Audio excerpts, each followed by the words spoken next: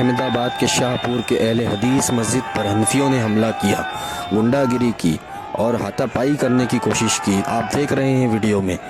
یہ کون سی بات ہے؟ آپ اہل حدیث سے آپ کا نظریاتی اختلاف ہے، عقائد کا اختلاف ہے، تو آپ ان کا جب علمی انداز سے جواب نہیں دے پاتے تو آپ اس طرح کی حرکتیں کرتے ہیں۔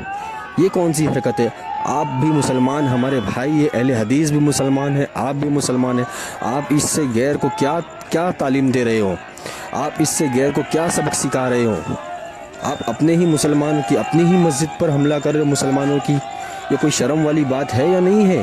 رمضان کے مہینے میں اس طرح حرکت کر رہے آپ لوگ۔ اس ملک ہندوستان میں ہر نظریات رکھنے والے کو، ہر طرح کی عقائد والے کو اپنی طریقے سے عبادات کرنے کا حق ہے، اپنی نظریات کو لوگوں کے سامنے پیش کرنے کا حق ہے۔ اس ملک میں قانون کا راج چل رہا ہے، اس ملک میں غنڈہ گری نہیں چلے گی آپ لوگوں کی۔ میں ذمہ داران سے بھی کہنا چاہتا ہوں، اس طرح کی غنڈہ گری پہ، اس طرح کی دادا گری پہ قانونی کارروائی کرنے کی کوشش کریں۔ لگاتار اس طرح کے واقعات پیش آ رہے ہیں۔ کبھی اہل حدیث خواتین کے اجتماع گاہ پر ہوتا ہے، تو کبھی اہل حدیث علماء کے اوپر، تو کبھی